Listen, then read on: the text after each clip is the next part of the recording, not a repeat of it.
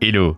Les belles plages qui paraissent parfaites sont en réalité pleines de dangers. Requins, méduses, courants forts, la liste est interminable. Heureusement, il y a des gens dont le travail consiste à maîtriser les sautes d'humeur des mers et des océans indisciplinés. Ces gens-là, ce sont les sauveteurs. Ils surveillent tout depuis leur tour, prêts à se précipiter dans l'eau à tout moment pour sauver une personne qui se noie. Mais ce travail ne semble parfait qu'aux yeux de ceux qui veulent rester au soleil tout l'été et obtenir un beau bronzage. If you want me, you can have me. Pero rápido because the boat is on fire. Some other time. Emerald Bay Beach, en Floride, regorge de vie. Des cours de yoga ont lieu sur le rivage, et les surfeurs font des tours dans l'eau. Tout ça se passe sous l'œil vigilant du lieutenant Mitch Buchanan. Le sauveteur arrive à la station, et il remarque tout de suite une situation dangereuse. Un kitesurfer est emporté dans les airs par une rafale de vent soudaine. Dans les airs, le gars perd le contrôle et tombe à l'eau. Il se heurte à un rocher sous-marin et s'évanouit. Mais Mitch se précipite déjà sur les lieux de l'accident. Il plonge pour récupérer la victime et la tirer à terre. Don't worry, your friend's gonna be alright. Are you Batman? Sure, pal. Just bigger. And browner.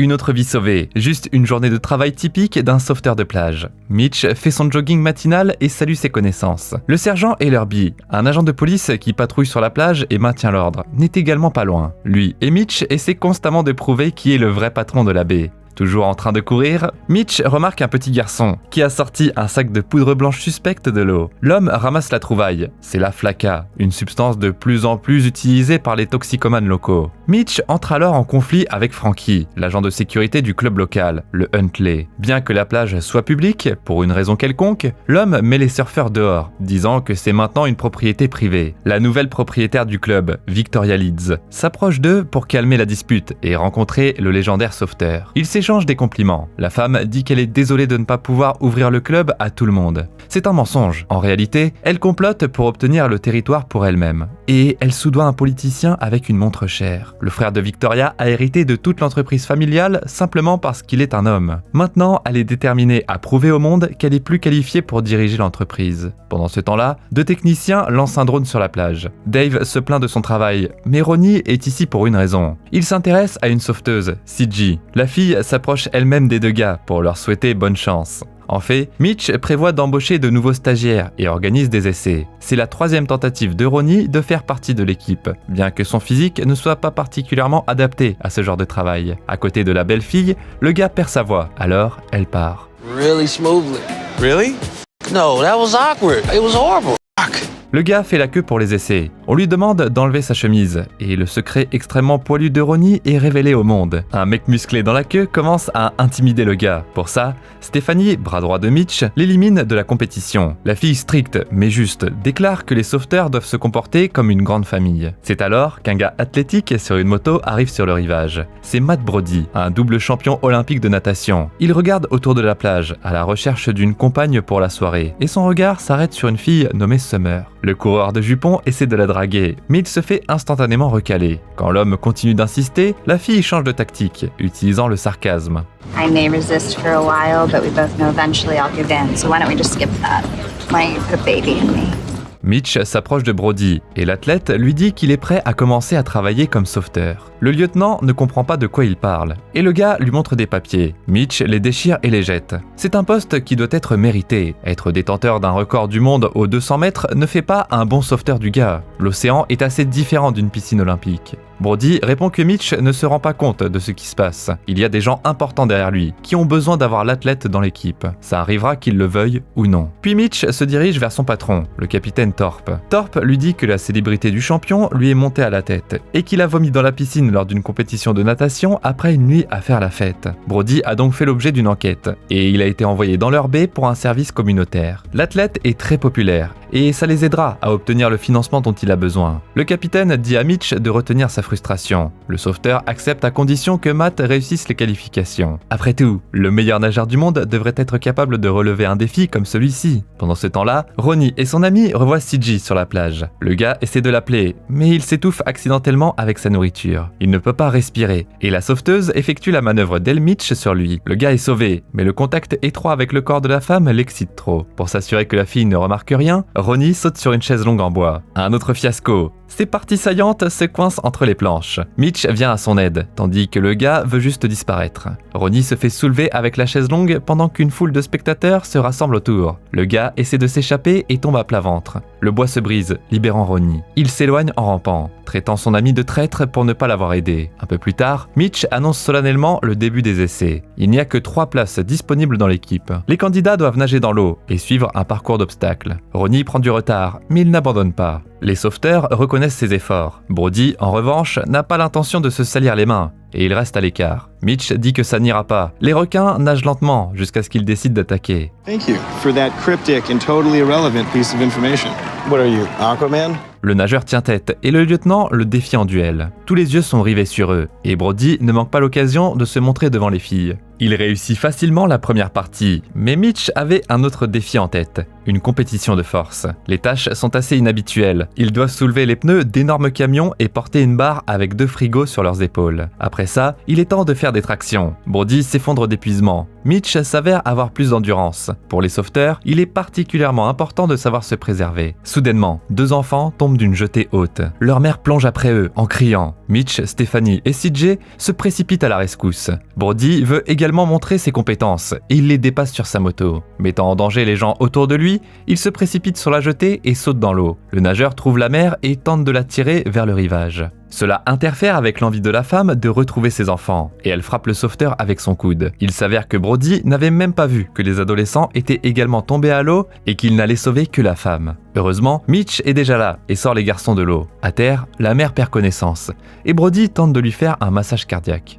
Encore une erreur. CJ remarque à temps que ses voies respiratoires sont bloquées. Elle sort rapidement les algues de la bouche de la femme, qui reprend conscience. Mitch s'occupe de son fils, et la famille est réunie. C'était une excellente mais dangereuse leçon. Summer et Ronnie sont sélectionnés comme stagiaires. Ils sont au 7e ciel. What the That's my name. That's my name. Holy shit. La 3e place revient à Brody. Mitch fait l'éloge de sa détermination. Mais jusqu'à présent, on dirait plus un singe avec une grenade. Le nageur a beaucoup à apprendre. Victoria Leeds félicite les nouveaux sauveteurs, puis elle invite tout le monde à une fête dans son club. La nuit, Brody n'a nulle part où dormir, et il s'installe sous un pont. Les commentaires négatifs sur les réseaux sociaux lui rappellent sa disgrâce et l'empêchent de se détendre. CJ remarque le gars et l'appelle pour qu'il vienne. Pensant qu'il va passer un bon moment, Brody part avec elle, avant de finir chez Mitch. Le lieutenant laisse généreusement entrer le nouveau venu et il lui propose de dormir sur un lit de camping. Une figurine d'Aquaman, faite à l'image de Mitch, se tient dans l'aquarium. Alors, c'est qui le plus narcissique maintenant? Le lendemain matin, l'entraînement commence. Brody doit faire face aux algues pourries, aux méduses et aux oursins. Ces derniers sont particulièrement dangereux, car ils produisent des toxines psychotropes. Et oui, tu verras pas tout ça dans une piscine chlorée. Au moins, Summer est là, mais elle croise le regard amoureux du gars et crée une situation gênante. Because you were talking about him. Testing.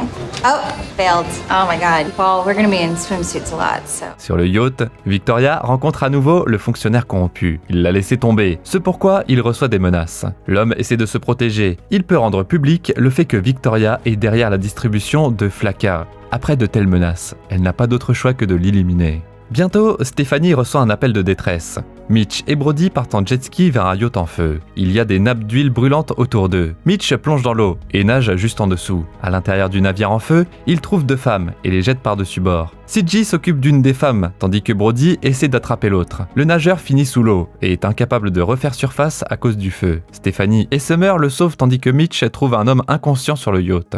C'est le même fonctionnaire dont les hommes de Leeds se sont occupés. Il essaie de le ressusciter, mais il meurt. À terre, Mitch réprimande Brody pour un autre geste imprudent. Et Lurby apparaît, et il demande au sauveteur de rester en dehors de l'enquête policière. Il remarque une montre coûteuse sur la main du mort, ainsi que de la flaka dans les bikinis des filles secourues. Mitch suggère qu'ils coopèrent et qu'ils se tiennent mutuellement informés de l'avancement de l'affaire. La police n'accepte pas ce deal. Plus tard, CJ et Ronnie se croisent sous la douche. Le nouveau venu prend sa douche nue, ignorant qu'il est coutume de se baigner en maillot de bain. La fille n'est pas du tout gênée, et Ronnie essaie de jouer le jeu. Mais il finit quand même par être gêné. Au cours du déjeuner, Mitch discute de la récente tragédie avec les autres. Ils n'ont pas réussi à sauver un homme, et ils doivent maintenant comprendre ce qui s'est vraiment passé. Brody ne veut pas s'impliquer, et il suggère de laisser le cas à la police. Il il ne sait encore rien du travail des sauveteurs. Au cours de la dernière année, ils ont fait face à des voleurs de plage, à des infestations d'oursins et même à des contrebandiers qui transportent des objets de valeur dans les planches de surf. Tous ces problèmes auraient pu entraîner des décès s'ils avaient attendu les flics.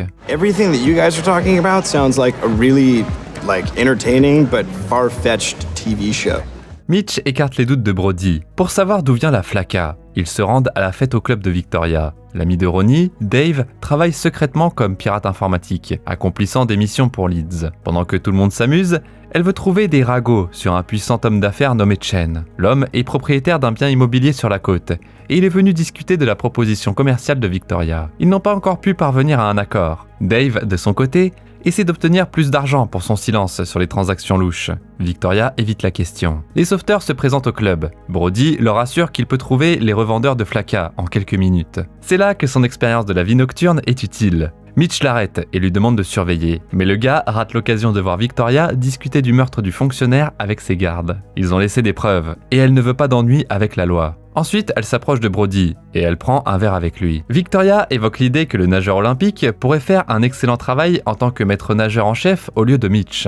Elle caresse clairement le gars dans le sens de son ego. Par la suite, Summer s'approche de lui pour savoir de quoi ils ont discuté. Le gars a plus envie de se détendre et de bavarder avec la beauté. Mais Summer sait comment recaler les gars, vu qu'elle a 3 frères. Brody, de son côté, est passé par 3 familles d'accueil. L'une de ces familles avait une piscine, ce qui lui a permis de commencer à nager. Mais maintenant, il a perdu tous ses sponsors, et il est de nouveau fauché. En attendant, Mitch demande à Ronnie de distraire Victoria avec son geste caractéristique. Le garçon accepte à contre-cœur et il attire l'attention de tout le monde. Il déclare qu'il veut faire un cadeau à la gérante du club et il commence à danser comme un fou. CJ est impressionné. Cette manœuvre permet à Stephanie et Mitch de se faufiler dans l'entrepôt, où des barils avec un étrange logo sont déchargés. Le club achète tout le poisson à une autre entreprise, bien connue, tandis que ce fournisseur est un simulacre et doit être utilisé pour faire passer du flaka en contrebande. Le lieutenant veut ouvrir l'un des conteneurs, mais un garde les repère. L'homme improvise et embrasse sa collègue pour cacher leur intention. Victoria commence à se méfier des sauveteurs. Elle part, et Mitch réprimande à nouveau Brody, qui s'est saoulé et n'a rien fait pour aider l'équipe. Cette fois, le nageur ne se retient pas et confronte ouvertement l'homme. You're a lifeguard, Mitch, who sits in his f***ing tower all day, because it's the only place he has any sort of power.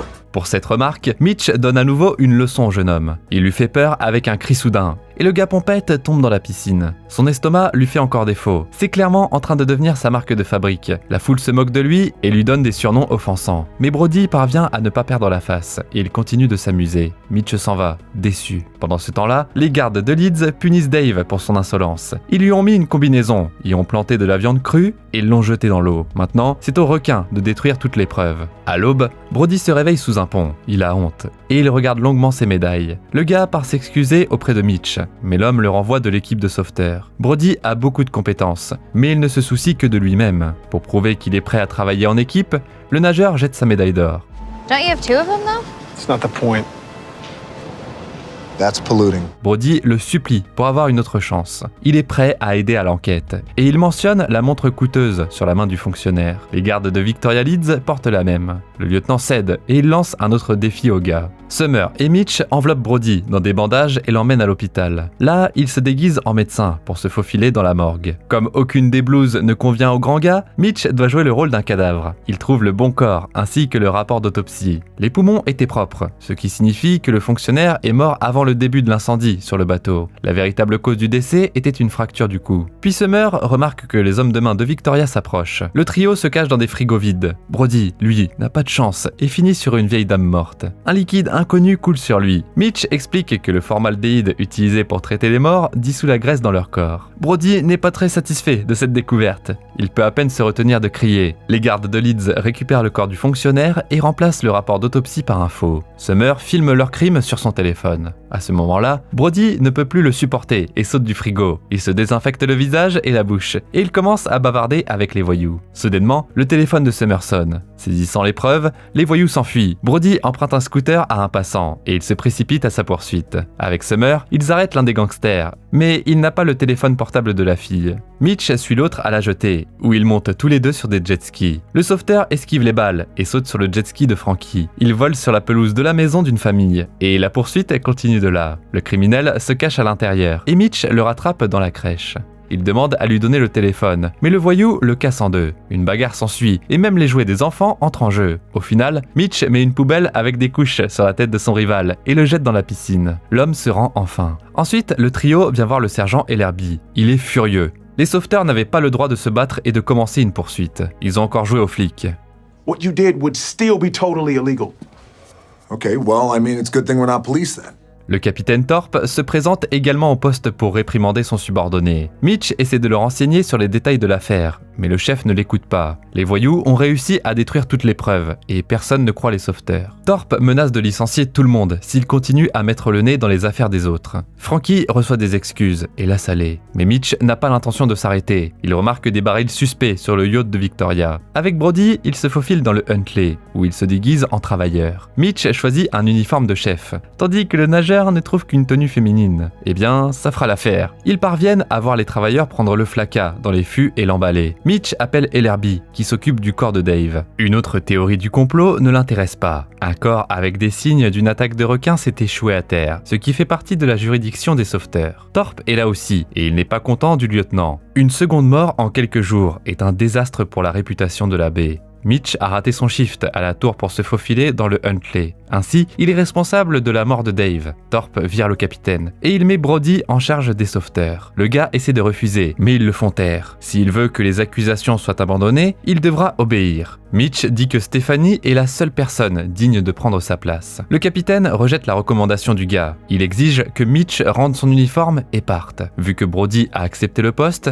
les autres sauveteurs le détestent maintenant. Mais Mitch est toujours là et il leur demande de ne pas se quereller. Tout ce qui compte, c'est d'arrêter Leeds et de sauver des vies. Ensuite, il remet les clés de la tour à l'athlète, lui adresse quelques mots d'encouragement et s'en va. Dans les prochains jours, Mitch décroche un emploi dans un magasin d'électronique où il n'y a aucune trace de son ancienne gloire. Brody continue de recueillir des preuves seul, alors que les autres le considèrent comme un traître. Il essaie de contacter Mitch à la radio, mais il ne répond pas. L'homme a coupé toute communication avec l'équipe, sombrant dans la dépression. Le légendaire commandant de l'équipe de secours, qui a donné sa position au lieutenant il y a longtemps, vient à son secours. You're wearing workerman's shoes? Really? How far have you fallen? Le mentor redonne confiance à Mitch et il lui demande d'aider la baie à tout prix. Pendant ce temps-là, Brody aperçoit le voleur dont le lieutenant lui a parlé sur la plage. Il l'arrête et il rend les objets aux victimes. Ça lui permet de gagner le respect de ses collègues. Ensuite, le nageur s'approche d'Ellerby. Il dit qu'il connaît sa place, contrairement à Mitch, et qu'il veut être ami. Dans les mains de Brody se trouve la glacière du voleur. Le fond de la glacière s'ouvre furtivement, lui permettant de voler le rapport sur la mort de Dave sur le bureau du sergent. Le gars montre la paperasse à Summer. La fille a fait des études de biologie et elle constate que toutes les blessures sur le corps ne sont pas des morsures de requin. Il y a aussi des coups de couteau. Ronnie reconnaît son ami sur la photo, ce qui le rend malade. Il leur dit que Dave voulait gagner de l'argent et qu'il s'était associé avec Victoria. Tout commence à avoir du sens. Les meurtres sont liés et ont été mis en scène pour piéger Mitch. Ronnie sait également coder et il aide nos amis à pénétrer dans le système de Victoria via l'ordinateur de Dave. Ils obtiennent plein de preuves et ils découvrent également le plan de Victoria. Elle veut faire de toute la plage sa propriété privée. L'entreprise illégale est nécessaire pour qu'elle gagne de l'argent et corrompt les bonnes personnes. Il n'y a plus qu'un seul propriétaire sur le chemin de Victoria, et c'est Chen. Et s'il meurt, ses actifs seront vendus aux enchères. Bien sûr, c'est le scénario parfait pour Victoria. Elle organise bientôt une fête sur un yacht à laquelle l'homme d'affaires est censé assister. Les gars informent le reste de l'équipe et leur demandent d'aider à contrecarrer les plans de la femme maléfique. Tout le monde accepte et arrive à l'embarcadère, où le navire est amarré. Stephanie, CG et Ronnie saluent Victoria avec de faux sourires. You look amazing, by the way. Well, someone has to. À ce moment-là, Brody et Summer se dirigent vers le pont inférieur. Le nageur plonge pour trouver une cachette de flacas sous le yacht. Il ouvre une trappe au fond et il découvre les sacs cachés avec la substance. Il demande ensuite à Summer de contacter Mitch et de l'appeler au quai. Pendant ce temps-là, Stephanie assomme un garde et trouve un Chen ligoté dans la salle de contrôle. Ils sont repérés par un autre voyou, mais Summer l'assomme avec un extincteur. Ils sont sur le point de sortir l'homme d'affaires du yacht, mais à ce moment-là, Frankie rattrape Brody et le prend en otage. Le nageur, qui essaie d'interférer avec leur plan, est emmené à Victoria. Elle se rend compte que Chen a disparu et qu'elle doit de toute urgence échapper à l'arrestation. Victoria ordonne à un hélicoptère de venir pour qu'elle puisse partir. Les criminels prennent un petit bateau et emmènent Brody, enfermé dans une cage, loin. Victoria révèle que le capitaine Thorpe était impliqué dans son stratagème depuis tout ce temps. C'est elle qui a affecté le paresseux Brody à Emerald Bay et en a fait le nouveau chef des sauveteurs locaux. Le gars n'a pas été à la hauteur de ses affaires et il paiera de sa vie. La cage est poussée dans l'eau, mais Ronnie et CG le voient. Le nageur s'enfonce lentement dans l'océan, disant au revoir à la vie. Soudainement, Summer apparaît devant lui. Avec sa belle apparence, la fille ressemble à une sirène magique. Elle l'embrasse tendrement, donnant au garçon une bouffée d'air salvatrice. L'oxygène recommence à couler et Brody reprend ses esprits. Mais soudainement, au lieu de la fille, il voit Mitch devant lui. Ce dernier sourit au gars et lui montre son majeur. Le nageur le couvre de malédictions, mais il n'y a que des bulles qui sortent de sa bouche. En surface, il remercie son ami de l'avoir sauvé. Ils suivent le bateau de Victoria qui s'éloigne au loin. Frankie tire sur ses poursuivants, alors que l'hélicoptère s'approche de la jetée. Mitch ordonne à Ronnie de déclencher le feu d'artifice que Victoria a préparé comme surprise pour les invités. Ça empêchera le pilote d'atterrir. Avec CG, ils atteignent le panneau de commande. Le gars panique car il ne sait pas sur quel bouton appuyer. CG prend l'affaire en main. You are the tech guy. You are the motherfucking tech guy. La fille inspire confiance à Ronnie avec un baiser chaud et il donne un spectacle impressionnant dans le ciel. Le pilote n'a pas d'autre choix que de changer de cap et d'esquiver le feu d'artifice. Mitch et Brody atteignent les voyous et se battent avec les gardes. Ils en sortent victorieux, mais Victoria tire sur le lieutenant, le touchant à l'épaule, ce qui le fait tomber à l'eau. Le feu d'artifice s'est éteint et l'hélicoptère prend position pour évacuer les criminels. Victoria ne veut laisser aucun témoin et elle tue son propre garde avant de menacer Brody. Le nageur avance sans crainte, accusant la femme de meurtre et de malhonnêteté. Un Mitch blessé sort pour les rejoindre. Victoria prend Brody en otage, prévoyant de piéger à nouveau le lieutenant. L'homme a beaucoup de raisons de se débarrasser de son jeune rival. À ce moment-là, CG montre le bouton rouge du panneau à Ronnie et ce dernier se prépare pour le lancement. C'est le dernier grand feu d'artifice qui se trouve à côté de Mitch. L'homme remarque l'indicateur de charge sur le panneau et il gagne du temps avec un verset fou sur ses pouvoirs marins. Au bon moment, il pointe le tube vers Victoria. Ronnie appuie sur le bouton. Brody parvient à empêcher Leeds de tirer sur Mitch. Une myriade d'explosions entoure la femme de tous les côtés, l'emmenant dans l'au-delà. Mitch explique son comportement inhabituel par le fait qu'il a un oursin dans son dos. Son venin dynamise la victime avant qu'il ne commence à la tuer. L'homme a donc grand besoin de soins médicaux. Il tombe à genoux, mais sur le rivage, il est sauvé juste à temps par une injection. Et leur bis s'approche, et il s'excuse de ne pas avoir cru le sauveteur. Ils enterrent la hache de guerre, après tout. Ils ont toujours eu un objectif commun, celui de sauver la baie. Le capitaine Thorpe intervient, et il crie à Mitch de partir de sa plage. Brody s'approche de l'homme corrompu, et lui donne un coup de poing dans le nez. Pour ça, pour la première fois, le lieutenant appelle le gars par son nom, au lieu d'un surnom idiot. C'est leur plage, et Thorpe sera arrêté avec Frankie, qui a survécu. Le lendemain, Ronnie n'arrive toujours pas à croire que CG est maintenant à lui. Brody et Summer s'embrassent également. Les stagiaires rejoignent le reste de l'équipe et Mitch annonce qu'ils sont officiellement acceptés dans l'équipe. Il présente ensuite tout le monde au nouveau capitaine, Casey Jean, qui était à la tête de la division hawaïenne. Is it just me or is she... In super slow motion. Yeah. L'équipe fait une belle course sur la plage, mais Brody trébuche et ruine le plan pour tout le monde. Le film est basé sur la série télévisée du même nom, diffusée dans les années 90. Le jogging au ralenti des actrices sur la plage fait désormais partie de la pop culture et fait l'objet d'innombrables parodies. Les noms des personnages principaux sont restés les mêmes que dans la série. À l'époque, Mitch était joué par David Hasselhoff et CG par Pamela Anderson. Les deux acteurs apparaissent dans le film en tant que caméo. L'une des scènes mettait également en vedette un célèbre youtubeur, Logan Paul. Il y a une scène post-crédit montrant l'ancien et le nouveau Mitch assis sur la plage. Et Hasselhoff demande à Johnson s'il va jouer dans la suite. Fun fact, les nageurs, en particulier les nageurs olympiques, sont connus pour leur corps grand et maigre. Zac Efron et Dwayne Johnson ont un physique totalement différent. Leur masse musculaire excessive ne leur permettra pas vraiment d'atteindre une grande vitesse dans l'eau. Comme toujours, tu trouveras le titre dans la description de la vidéo. En attendant, tu peux nous dire dans les commentaires si tu sais comment aider une personne qui se noie. N'oublie pas de t'abonner à la chaîne et de liker cette vidéo aussi pour qu'on puisse te raconter encore plein d'autres histoires.